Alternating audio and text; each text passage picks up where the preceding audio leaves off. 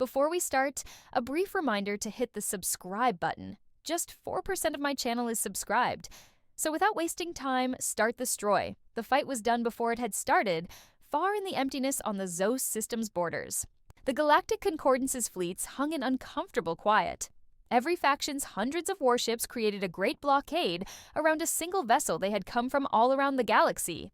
Battle-hardened armaments of the Vari Dominion, the insectoid hive fleets of the Chua Swarm, the SLE warships of the noble Xenui Empire, even the cold machine-like warships of the Augur Collective had arrived, their AI minds calculating endless battle probabilities. All of them had one shared goal, to destroy the warship that should not exist. At the center of it all, floating alone in the vastness of space, was the UNS Behemoth, a ship that defied reason, a ship that terrified the galaxy. Multiple enemy. "Formations detected, Captain," said Lieutenant Vil, her voice steady despite the tension on the bridge. The main viewport showed the endless lines of enemy ships, their weapons primed, ready to fire. "We're surrounded." "Naturally," Thorne whispered. Captain Elias Thorne sat in his command chair, one knee crossed over the other, fingers tapping the armrest. He seemed perfectly at ease, almost bored. The UN Behemoth was a message, a declaration. It was the culmination of Earth's desperate struggle to survive in a galaxy that saw humanity as weak, insignificant for centuries.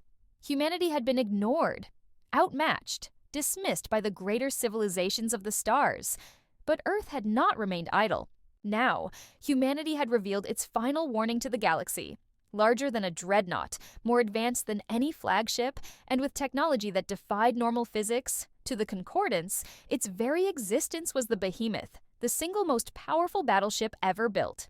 Vil turned toward Thorne. "Let them speak." The view screen flickered, and the picture of High Warlord Exit, supreme leader of the Vari Dominion, emerged, his reptilian features twisted into a sneer. "Human," he spat, his forked tongue flickering. "You have built an abomination, a weapon that violates every treaty of war." Thorne tilted his head, unimpressed. "Oh?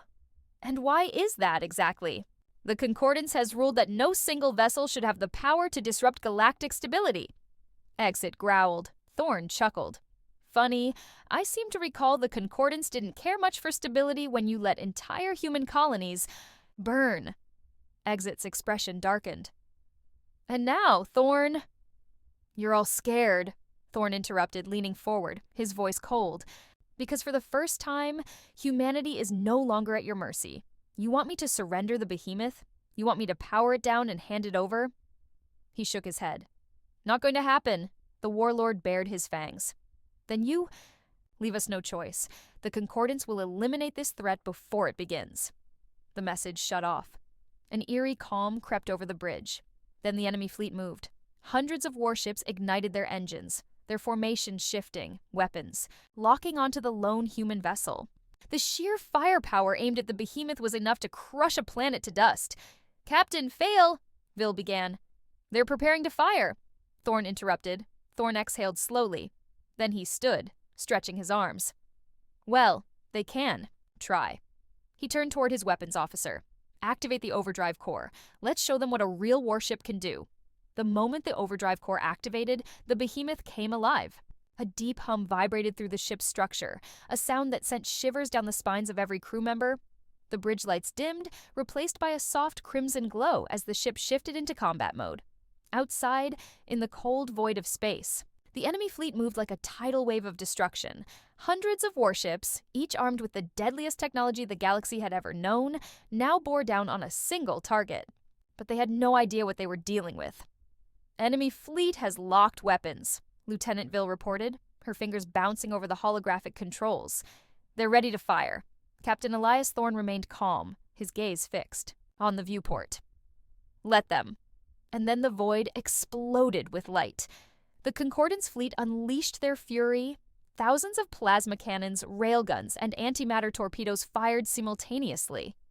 Energy beams cut across the blackness of space, converging on the Behemoth like a storm of death.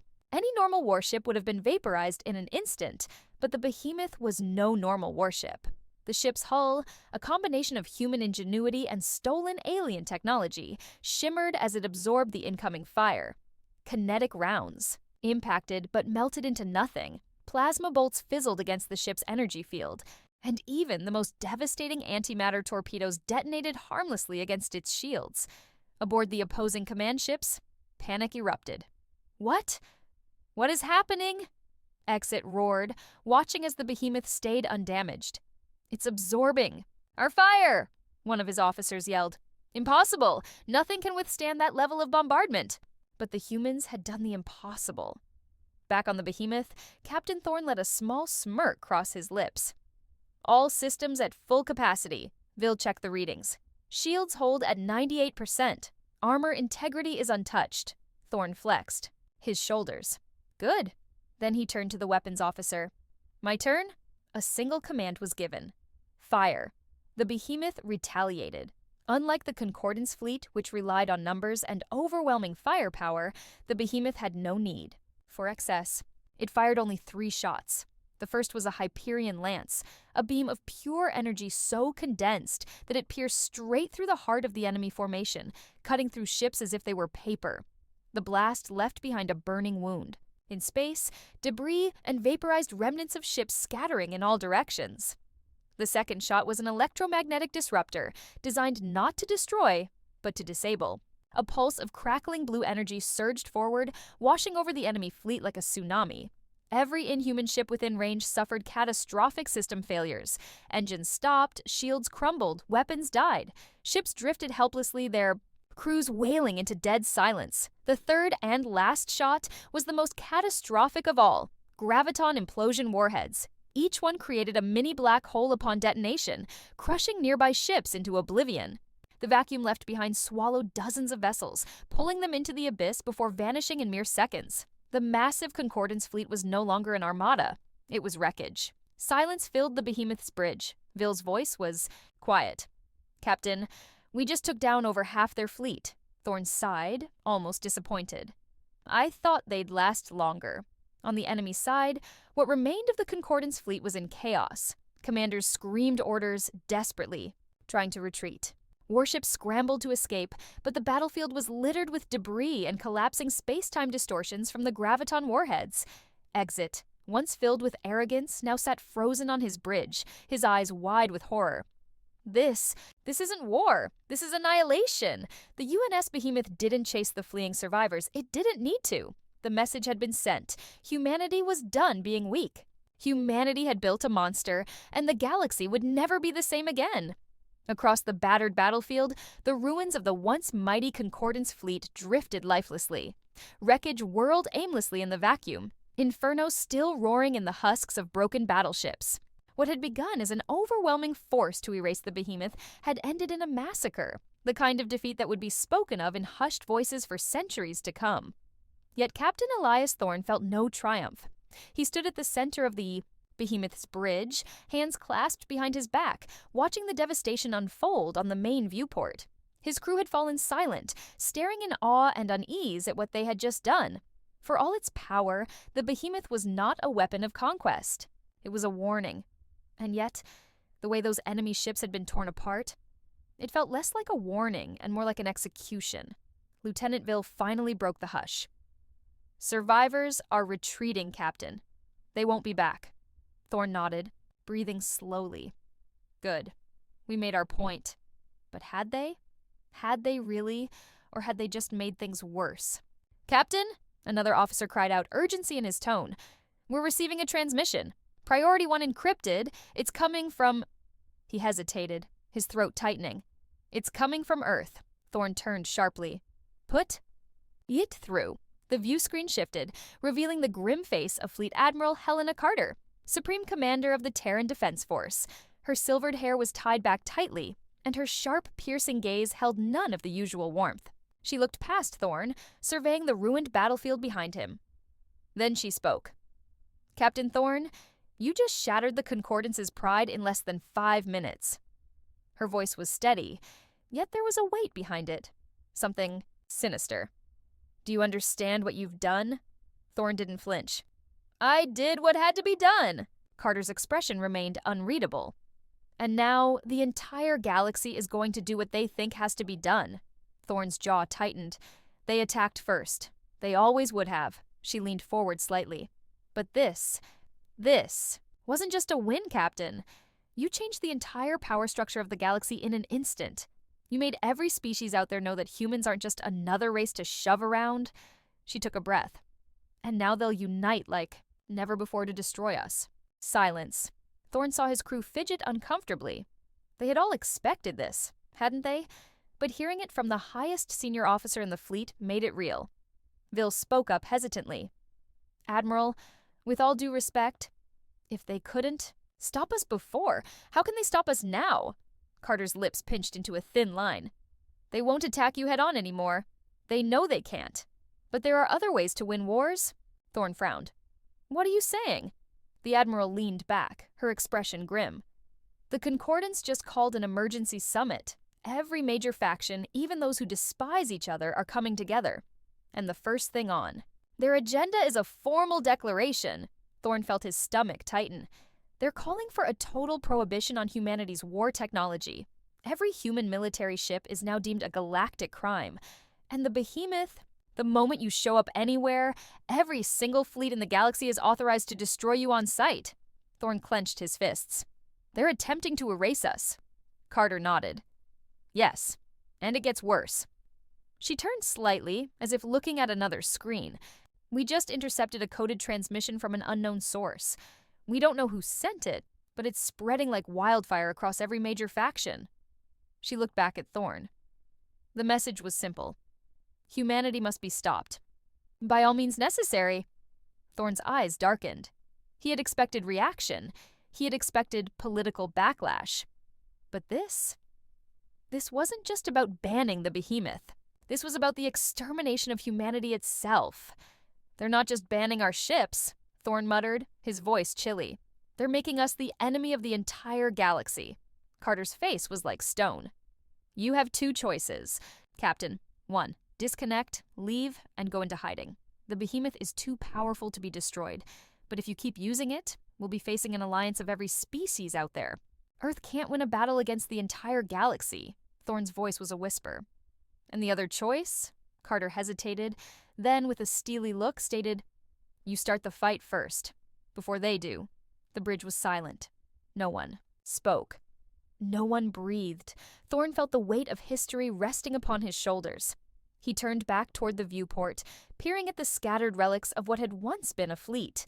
The galaxy had wanted to erase humanity, and now they had, given humanity no choice.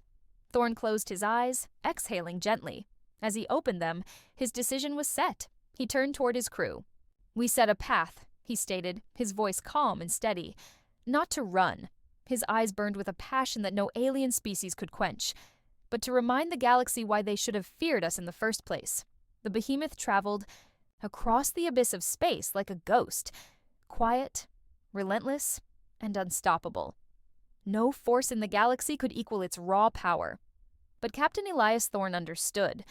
Physical strength wouldn't win this conflict. The galaxy had already united against them. If humanity wanted to live, they would have to be smarter than their enemy. Navigation report, Thorne instructed, his voice ringing across the bridge like steel. Lieutenant Vil's fingers danced over the controls. We're en route to Outpost 46 in the Topperus sector.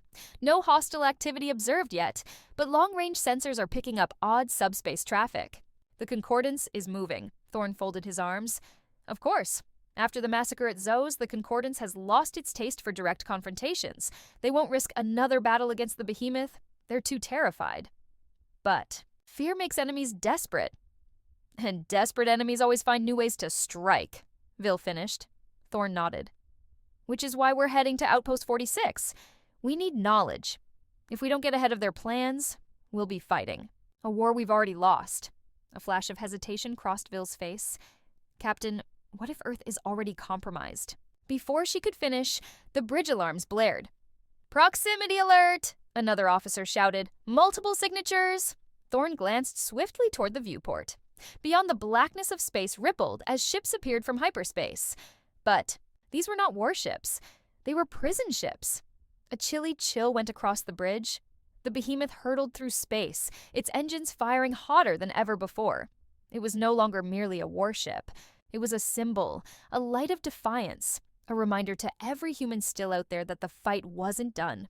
On the bridge, Captain Elias Thorne stood with his hands resting on the control panel, his mind racing through options. They had established a path for Eos Prime, one of humanity's most defended colonies. If there was any place still eager to oppose the Concordance, it would be there. But would it be adequate? Status report, Thorne ordered. Vil checked her console. We're 5 hours out from Eos Prime. No threatening activity observed on long-range sensors. But we're picking up a high-frequency distress signal. Human in origin. Thorne's eyes narrowed. Source? Vil pushed a couple of buttons. It's coming from a nearby debris field. Seems like a battlefield from an earlier conflict. The signal is feeble, but it's repeating a distress beacon. A remnant of humanity's broken ships shouting out into the void, hoping someone, anyone, was still listening. Thorne gripped his jaw. Can you identify the spacecraft? Vil conducted a scan. Negative. But if it's still signaling, someone might be alive. A murmur spread through the bridge. Everyone knew the risks. It might be a trap, a concordance lure designed to bait them into an ambush. But it might also be survivors, military engineers, people who could help them. Thorne made his decision. Bring us in. If it's a trap, we'll deal with it. The behemoth shifted course, gliding toward the ruins. As they moved closer, the devastation became obvious. It was an ancient battlefield, maybe a year or two old. Hundreds of human vessels ripped apart, their fragments strewn like broken bones.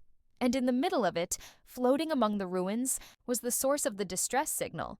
A single Terran warcruiser, the Vanguard. Thorne inhaled sharply. He knew that name. The Vanguard had been one of the last ships protecting Earth before the embargo. Officially, it had been declared lost, with all hands. Yet here it was, barely intact and still begging for help. Life signs? Thorne asked. Vil moved quickly over her console. Faint, but yes. I'm sensing human survivors aboard. Not many. Thorne's expression darkened. Send a boarding team. If there's anyone left alive on that ship, we're bringing them home. 10 minutes later, Thorne stepped into the boarding shuttle with a team of Marines. His pulse was steady, his thoughts focused. He had seen too many battles, too much death to let fear cloud his judgment. The shuttle crossed the space and docked against the Vanguard's damaged hull with a hiss. The airlock opened. Darkness confronted them. The interior of the spacecraft was a graveyard. Flickering emergency lights projected eerie shadows across the corridors. Bodies, human corpses hovered in zero gravity, their expressions frozen in terror. The ship had been gutted, its systems failing, its crew abandoned. And yet, someone had survived. The distress beacon had still been broadcasting. Stay. Sharp, Thorne whispered, elevating his rifle. The Marines followed close behind, moving down the halls in silence, scanning for life. Then, movement. A faint sound. Thorne turned a corner, leveled his rifle, and then he saw them. A small group of survivors crouched among the ruins of the command deck, starving, weary, but alive. Their uniforms were ragged, their features pale. One of them, a woman hardly able to stand, looked up as Thorne approached. She blinked, as if she couldn't believe what she was seeing. Are you real? She whispered. Thorne knelt beside her. Yeah. Tears welled in her eyes. We thought no one was coming. Thorne glanced at the others. Less than a dozen out of a crew of hundreds. Only the tiniest few had survived. He exhaled, his heart heavy. Not anymore, he murmured gently. You're safe now. Yet deep inside, he knew none of them were truly safe. Not yet. Not until humanity had taken back what was theirs. The survivors of the Vanguard were in bad shape. Hungry, dehydrated, and barely able to stand. They looked more like ghosts than troops. But they were alive. It was enough. Captain Thorne stood. In the broken command deck of the wrecked battlecruiser, his Marines securing the area. His gaze darted across the terminals, most of them shattered and worthless. The ship was beyond salvage. Even if they had the resources to restore it, the Vanguard was a dead hulk. Yet its crew still had a purpose. Bring them back to the shuttle, Thorne instructed. We're done here. His Marines began helping the survivors, moving them toward the docking bay. While they worked, the woman who had first spoken, Lieutenant Commander Sarah Lore, stayed behind, staring at a smashed monitor. Thorne noticed. Your thoughts, Commander? She turned toward him, reluctance in her tired eyes. Before the attack, We intercepted something. Thorne squinted. What kind of item? Lore hesitated. A signal. It was encoded, but we cracked part of it. The Concordance wasn't just planning to isolate Earth. They were planning something greater. Thorne felt his chest tighten. How greater? Lore swallowed. A weapon. We don't know what kind. But we do know this.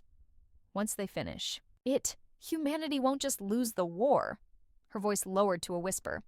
We'll cease to exist. A frigid quiet engulfed the room. Thorne gripped his fists. Do you still have the data? Lore nodded weakly. It's in the ship's black box, but she gazed at the destroyed bridge. Power's dead. We couldn't access it. Thorne activated his comm. Vil, I need a retrieval team here. Now. We're pulling the Vanguard's black box. Vil's voice crackled across the link. Understood. Sending a team. Thorne turned to Lore.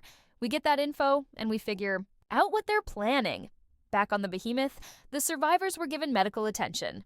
Thorne stood outside the infirmary, his arms folded, absorbed in meditation. Vil approached, datapad in hand. We acquired the black box, she said. Her face was pale. The data's destroyed, but we retrieved enough. The Concordance is constructing something named Project Dominion.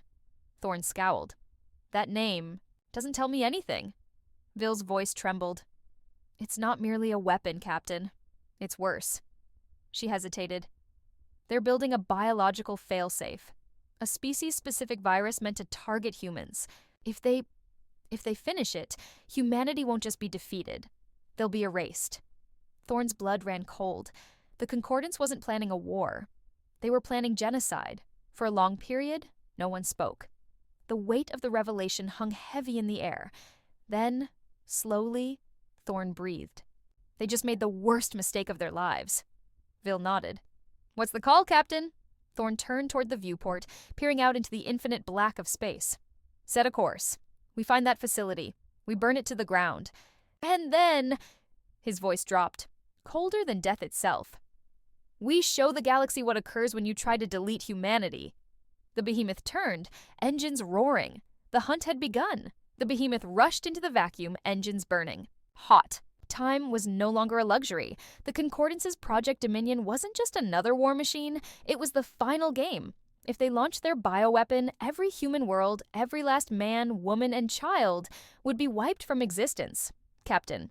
Elias Thorne stood at the center of the bridge, his countenance harsh as stone. Around him his crew worked with purpose, realizing the significance of their task. Vil, he said, do we have a location on the facility? Vil tapped at her console. We cross-referenced the data from the Vanguard's black box with known Concordance research sites. There's just one match, an uncharted moon in the Orion Veil. She drew up a holographic display, showing a barren ice rock with deep subsurface constructions. It's not on any official star maps. Looks like the Concordance has been keeping this site a secret. Thorne studied the image. Defenses? Vil's face darkened. Heavy orbital weapon platforms, automated turrets, and at least 2 Concordance fleets stationed nearby. We're looking at a full-scale stronghold.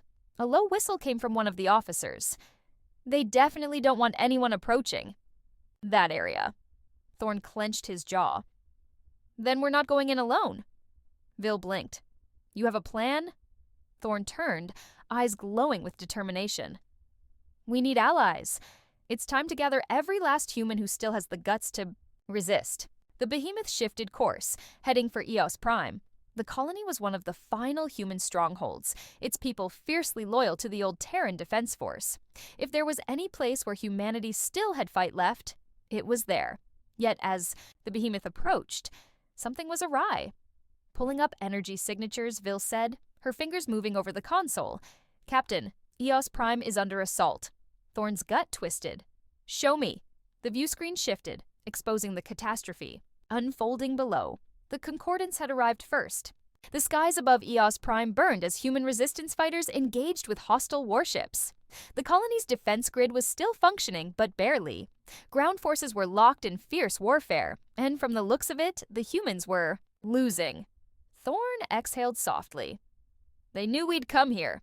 They wanted to break the last of us before we could rise. Vil looked to him, waiting for the order. Thorne's expression didn't waver. All hands to battle stations.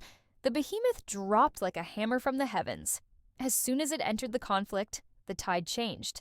The first enemy warship detonated in a flash of fire as the behemoth fired a single Hyperion lance, tearing through its hull like paper. The second ship tried to withdraw, but was too slow. 3 railgun slugs ripped into its engines, sending it hurtling into the colony's atmosphere. The remaining Concordance forces scrambled, but it was too late. Thorn turned to his weapons officer. Deploy the Hellfire drones. Take out anything that isn't human. Swarms of autonomous assault drones burst from the behemoth, racing through space with terrifying precision. Opposing ships crumbled apart in seconds, their defenses ineffective against the relentless attack. On the ground, resistance fighters watched in astonishment as the skies filled with fire.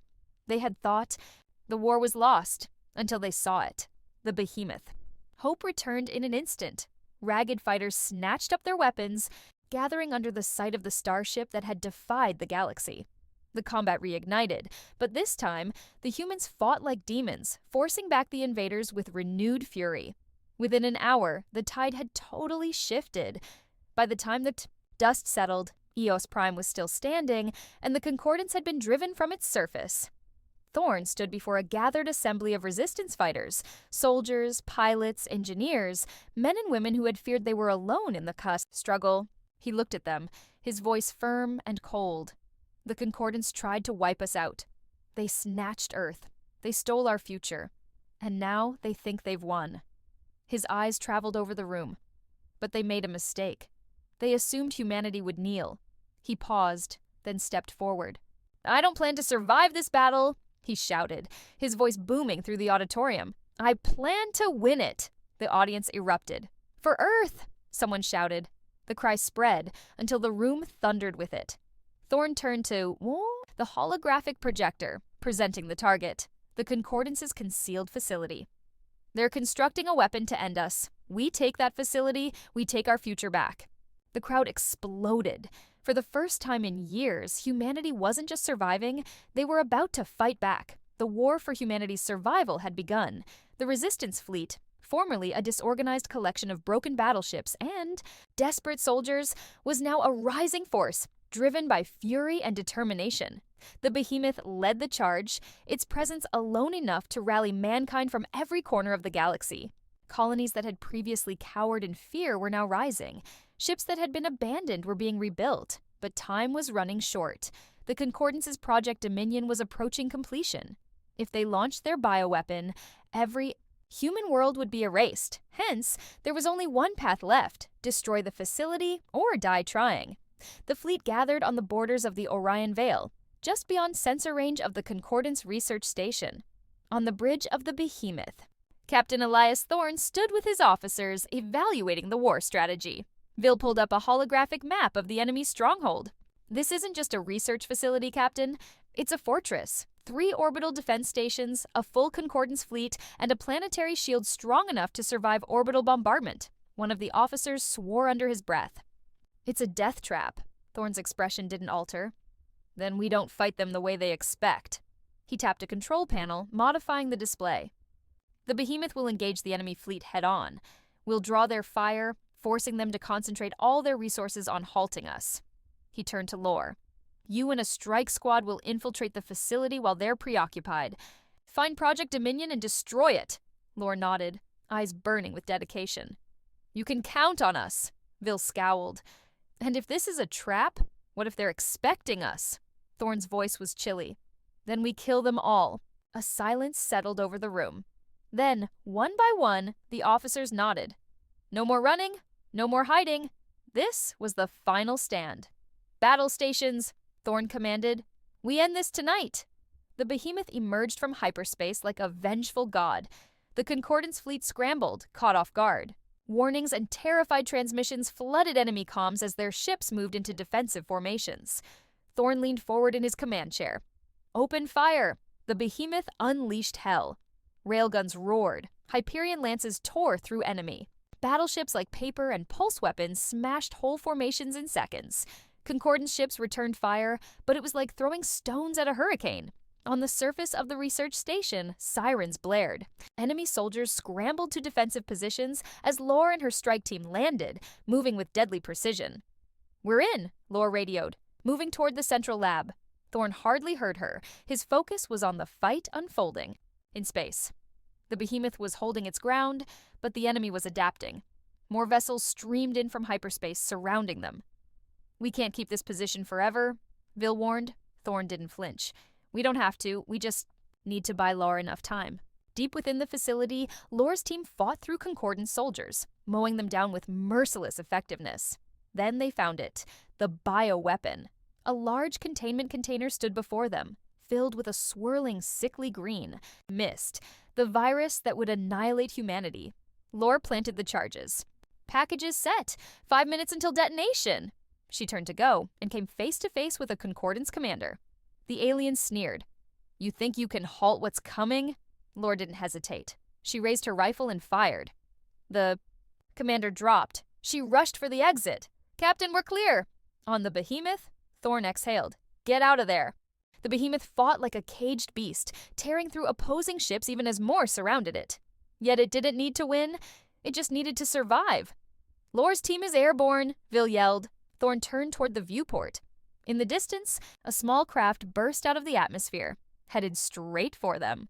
Just behind it, a tremendous explosion, the research facility obliterated, shockwaves blasting through the earth below. The virus, the weapon, the last hope of the Concordance to eradicate humanity, gone. For the first time, the Concordance. Fleet hesitated, and Thorne understood what was to happen next. He triggered the comms. "All ships, full assault. No survivors." The human fleet rushed forward, attacking the Concordance forces while they were reeling. What had begun as a suicide mission transformed into a slaughter. One by one, the enemy ships crashed until nothing remained. The battle was finished. Thorne stood on the bridge, staring at the debris of the Concordance fleet. A voice crackled across the comms. It was Lore. "It's done. Humanity is safe." Thorne exhaled gently. They had triumphed. But this wasn't the end. This was simply the beginning. He turned to Vil. "Send a communication to the Concordance. Tell them exactly what happened here." Vil hesitated. "And what should we say?" Thorne's eyes were cold. "Tell them Earth is approaching." The galaxy had sought to wipe humanity out. Now humanity would make them regret it. Forever. The huge fleet of Xelar warships hovered in the void of space, their sleek organic hulls throbbing with eerie bioluminescence. For centuries, the Xelar had dominated the Orion sector, crushing resistance with their advanced technology and ruthless efficiency. No species had ever stood against them for long, until now. A warning beacon flickered on every Xelar console, displaying a simple yet chilling message. "Warning! A human warship is here. The battle will never be the same." Admiral Vorka of the Xelar High Command narrowed his many eyes at the message. It was impossible. The humans were nothing more than a young, insignificant race, barely crawling out of their own solar system. Their technology was crude, their ships primitive. How could a single human warship represent any real threat? But news kept flowing in. Destroyed Xelar cruisers, annihilated patrols, entire supply routes cut off in a matter of days. The humans weren't just fighting, they were winning. "Admiral, we have intercepted a transmission from the human ship," a Xelar officer hissed, his voice filled with uncertainty. "Play it," Vorka commanded. The audio crackled before a deep, calm voice resonated across the command deck. "This is the UNS Vengeance. You have two choices. Retreat or be erased." The stillness that followed was suffocating. No species had ever ventured to speak to the Xelar in such a manner. No enemy had ever claimed the capacity to wipe them all. Vorka let out a deep, guttural growl. "Trace their whereabouts. I want that ship obliterated." But deep in his core, an unfamiliar feeling took root, a feeling the Xelar had never known before. For the first time in their history, they felt fear. The UNS Vengeance drifted like a silent predator among the wreckage of the Xelar fleet. Its dark, angular hull absorbed the faint light of a distant sun, making it nearly invisible against the vast emptiness of space. Unlike the organic, fluid design of the Xelar ships, the Vengeance was a monument to human ingenuity, brutal, efficient, and built for war. Captain Elias Rohr stood on the bridge, arms crossed, his sharp blue eyes locked, onto the holographic display. The Xelar were regrouping. Their surviving warships had pulled back into a defensive formation, their weapons cycling up to full power. "They're not running," Commander Ava Sinclair murmured beside him. They still think they can take us, Roar replied. A slow smirk formed on his face. Then we'll have to educate them. The Zealer had learned the hard way that humanity fought differently. Unlike other species they had conquered, humans did not bow, did not break. They adapted. They evolved. And when pushed to the brink, they became something terrifying. Admiral Vorka's flagship is at the center of their formation, Tactical Officer Bishop reported. That thing is a monster, 20 times our size, reinforced bioarmor, and it's carrying enough firepower to level a planet. A low chuckle rumbled from Roar's throat. Sounds like a fair fight. He turned to the comms officer. Patch me through. A few seconds later, the Zealer command channel opened. Vorka's deep, guttural voice came through, thick with arrogance. Human captain, you will surrender your vessel. You cannot win. Roar's smirk never faded. Your fleet said the same thing. They're dust now. A pause. The admiral hadn't expected such defiance. Roar leaned forward, his voice dropping to a near whisper. He cut the transmission. All hands, battle stations, let's re. You invaded our colonies. You slaughtered our people. Now, Admiral, you get to learn what it feels like when humans go to war. He cut the transmission. All hands, battle stations. Let's remind them why humans don't lose. The Vengeance surged forward, engines flaring as its massive railguns spun to life. The final battle had begun. The Vengeance roared through the void, its thrusters burning bright against the endless black. On the bridge, Captain Roar watched as the Zealer fleet adjusted their formation. They were learning, adapting, but not fast enough. Incoming fire, Bishop called out. From the flagship at the middle of the enemy formation, a pulse of searing. Green energy erupted. The huge beams streaked across space, a single blast capable of melting through the hull of a battleship. But the Vengeance was already moving. Brace! Sinclair cried. The ship twisted violently, its inertial dampeners just keeping up with the maneuver. The energy beam grazed the shields, sending a shiver through the vessel. Caution lights lit across the displays, but the damage was minimal.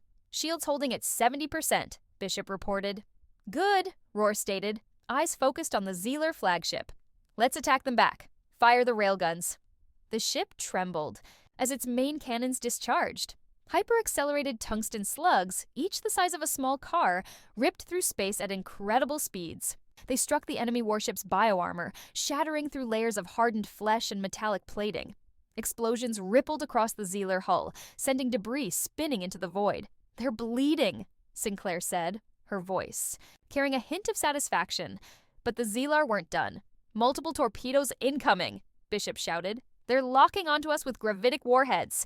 Countermeasures? Roar barked. Flares and electronic jammers spewed from the Vengeance, disrupting the torpedoes' targeting systems. Some were thrown off course, exploding harmlessly in space, but 3 still closed in.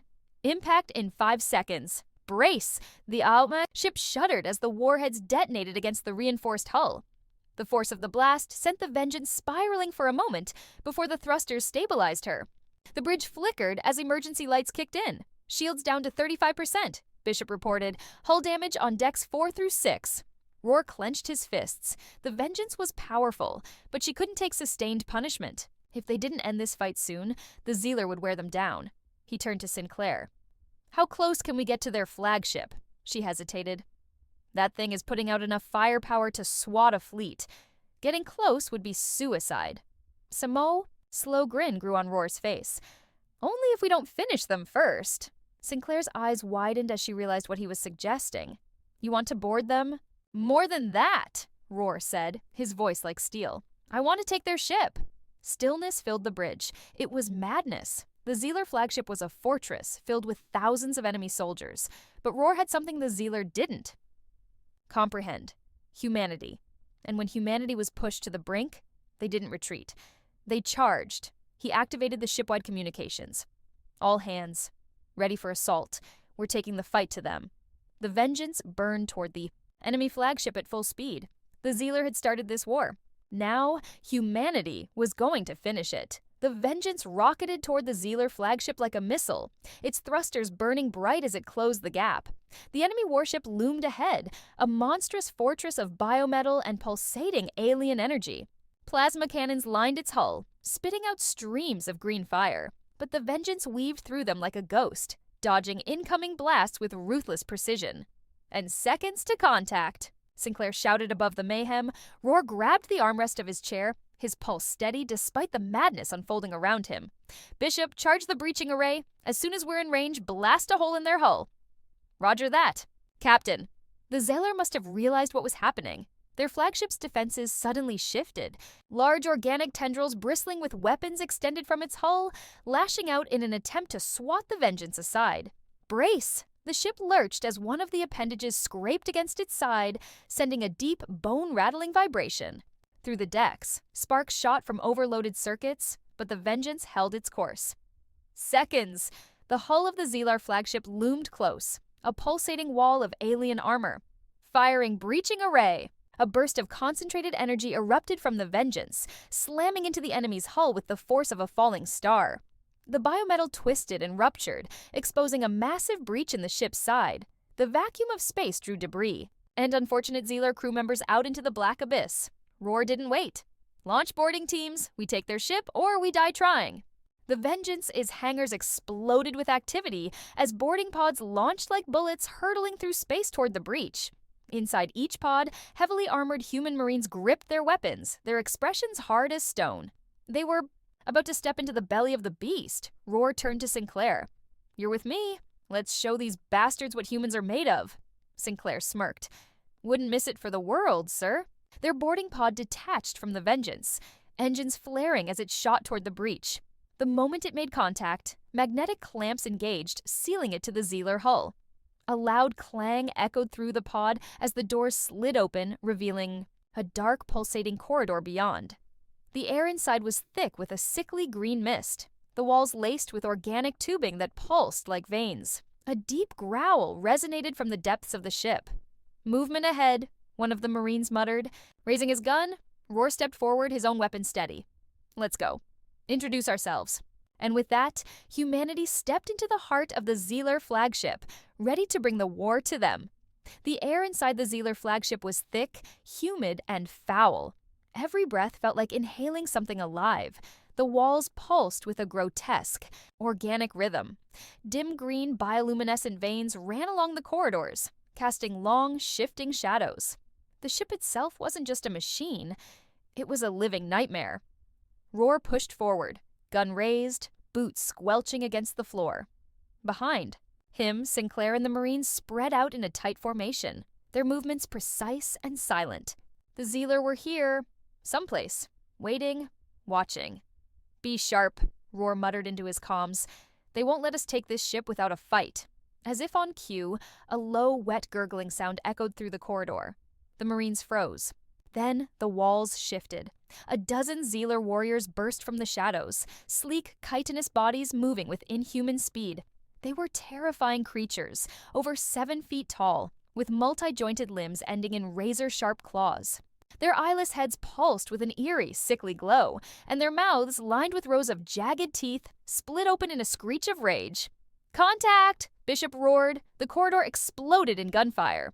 Roar fired in controlled bursts his rifle, rounds punching through alien carapace, splattering the walls with thick blue-black blood. A Marine beside him went down, a Zeelar's claws ripping through his armor like paper. Hold the line! Sinclair shouted, emptying her clip into a charging enemy. The Zeelar shrieked and collapsed, twitching violently before going still. A warrior leaped straight at Roar, claws flashing. He rolled aside just in time, feeling the wind from the strike pass inches from his face. Before the creature could recover, he slammed his combat knife into its throat, twisting hard. The Zeelar convulsed, then collapsed in a heap. The corridor fell silent. Clear, a Marine called out, panting. Roar wiped a streak of alien blood from his visor and surveyed the carnage. The floor was littered with Zeelar corpses, their bodies still writhing. The Marines had incurred losses. 3 men down, 2 more wounded. We need to keep going, Sinclair said, reloading her rifle. If we give them time, they'll regroup. Roar nodded. Bishop? Where's the command center? Bishop studied his scanner, frowning. Their ship layout is organic, but I'm reading a massive structure ahead, maybe a control nexus. So that's where we're going, Roar said. If we can take their command center, we can override the ship systems, Sinclair added, smirking. Take their flagship right out from under them. Roar grinned. Exactly. The Marines? tightened their formation and moved forward, deeper into the belly of the beast. The Zealer thought they were the galaxy's apex predators. They were about to realize what occurred when humans refused to die, the deeper they pushed into the Zealer. Flagship, the more the ship seemed to reject them. The corridors twisted in odd ways, shifting beneath their feet as if trying to disorient them. Throbbing veins along the walls thickened, spilling a strange glowing fluid that smelled of decay. "This monster is alive," Bishop muttered, studying the walls with his visor. "No kidding," Sinclair replied, eyes sweeping the corridor ahead. "Feels like we're traveling through a damn stomach." Roar kept his weapon up, pushing forward. "Stay focused. This ship bleeds, which means it can die, and we're going to make sure it does." A sudden tremor jolted the corridor, nearly knocking them off their feet. "That wasn't from the Vengeance," Bishop said grimly. "No," Roar agreed. "The Zealer are adapting, fighting back." Then the walls opened up. From the dark recesses of the ship, grotesque new forms emerged, larger, bulkier than the warriors they had just fought. These Zealer were encased in thick bioarmor, their limbs bristling with natural weapons, bone spikes, serrated blades, and barbed whips dripping with some kind of venom. Their elongated skulls pulsed with eerie light as they stalked forward. "Heavy units," Sinclair said, gripping her weapon closer. "They brought the big lads." The Zealer didn't screech or rush them this time. They advanced with slow, methodical motions, predators who knew they had the upper hand. Roar didn't wait. "Light 'em up!" The corridor exploded in gunfire as the Marines opened fire. Armor-piercing rounds slammed into the creatures, but their thick plating absorbed most of the shots. The Zealar marched forward unfazed, their clawed feet sinking into the fleshy ground. One of them raised an arm, and before anyone could react, a whip-like tendril lashed out, striking a Marine square in the chest. The man shouted as the barbed appendage tore through his armor and jerked him forward. Before he could even raise his weapon, the Zealer crushed his head with a single blow. "Fall back!" Roar shouted. "We need heavier weapons." The squad withdrew as Sinclair pulled a grenade from her belt. She primed it, her lips twisted into a smirk. "Let's see how they like this." She tossed it. The explosion rocked the corridor, sending a shockwave of fire and shrapnel through the oncoming Zealar. Two of the heavier units tumbled down, their armored shells bursting open as glowing blue gore flowed from their wounds. But the others kept coming. "Captain, if we don't change tactics, we're going to get torn up," Bishop warned. Roar's mind raced. They needed to hit the Zealer where it hurt, fast and brutal. He glanced at his HUD map. The command center was close. If they could just make it there.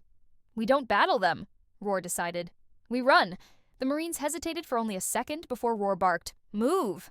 They turned and sprinted down the corridor, weapons firing blindly behind them to slow the Zealer advance. The heavy warriors howled in frustration, their massive frames slowing them down just enough for the humans to gain distance.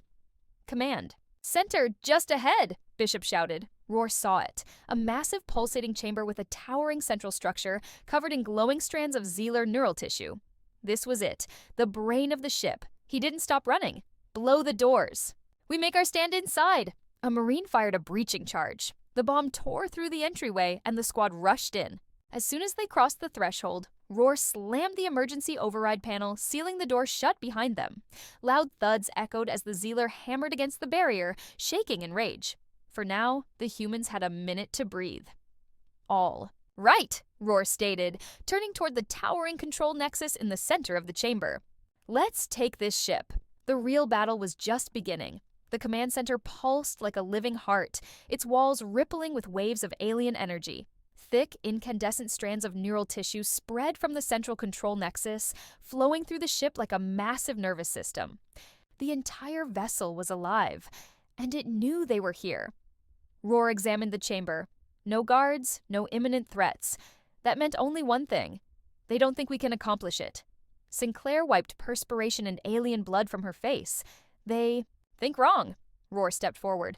Bishop relocated to the central control structure, his scanner flickering with data. "This thing's a biological supercomputer.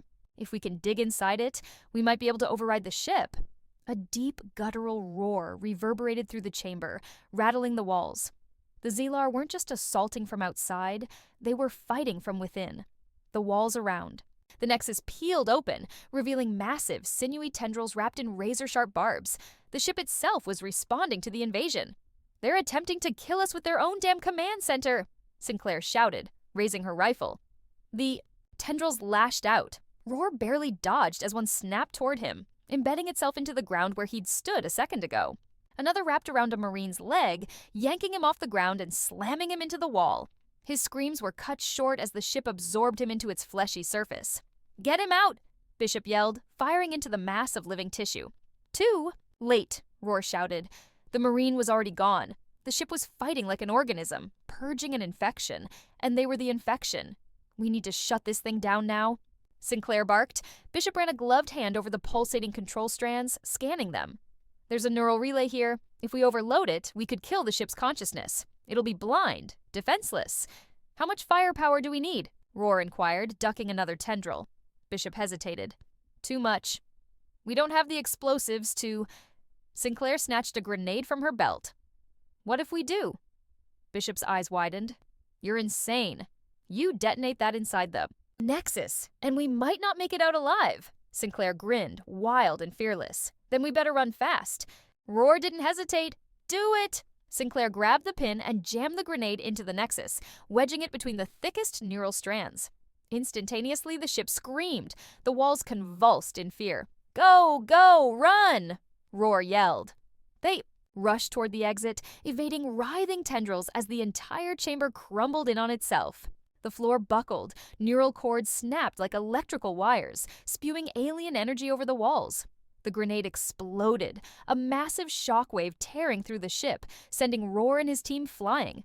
The walls shrieked one last time, then the entire structure went still. For a long moment, there was nothing but silence. "Did it work?" Bishop groaned. Roar pushed himself up, coughing. "Check your scanner."